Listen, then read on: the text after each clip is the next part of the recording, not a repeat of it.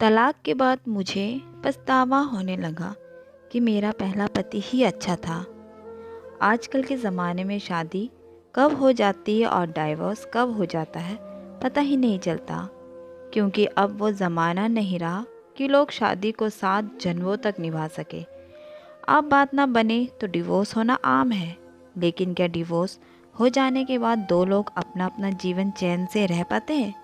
शायद हाँ, लेकिन कभी कभी ये भी होता है कि लोग अपने फैसले पर पछतावा भी करते हैं।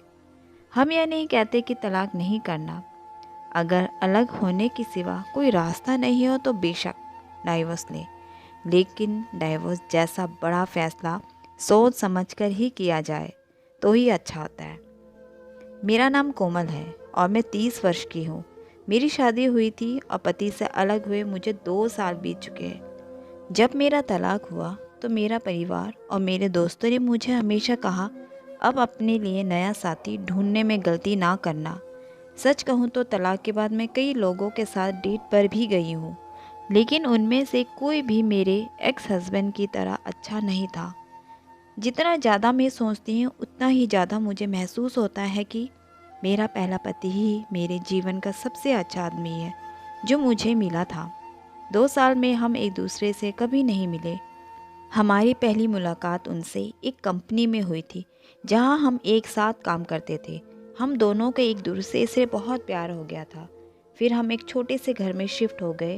उस वक्त हमारे पास बहुत पैसे नहीं होते थे, लेकिन मुझे याद है कि वो मुझे कुछ भी दिलाने के लिए हमेशा तैयार रहता था। मेरी हर खुशी दिलवाने के लिए वो मेरी हर बात मानता।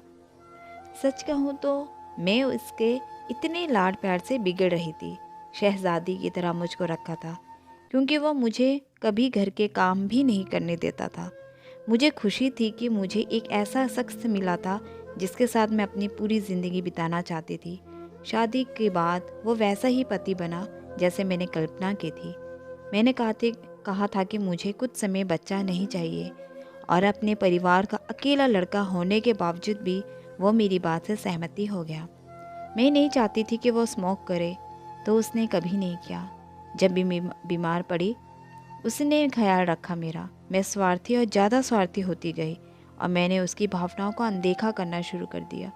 हमारी ज़िंदगी में क्या होगा क्या नहीं मैं ही निर्णय लेती थी और वो कुछ भी नहीं बोलता था।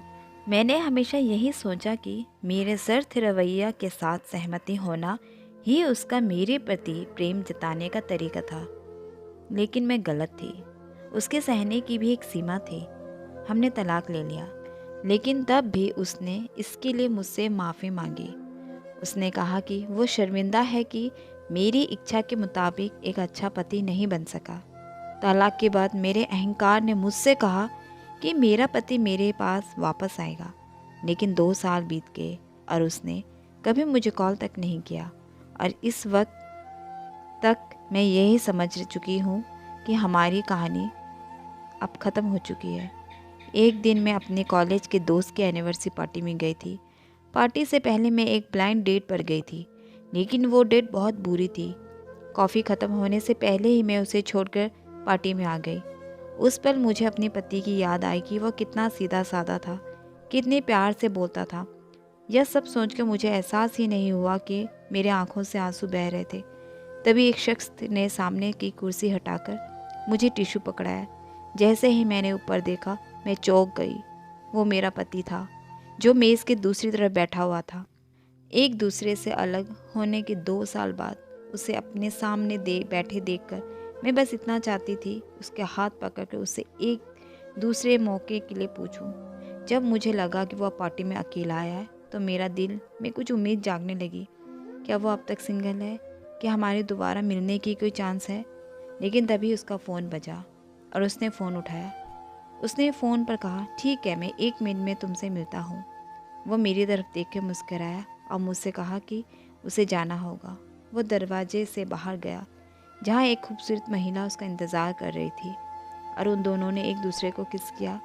उसे एक दूसरे महिला के साथ प्यार में देखकर मेरा दिल डूब गया।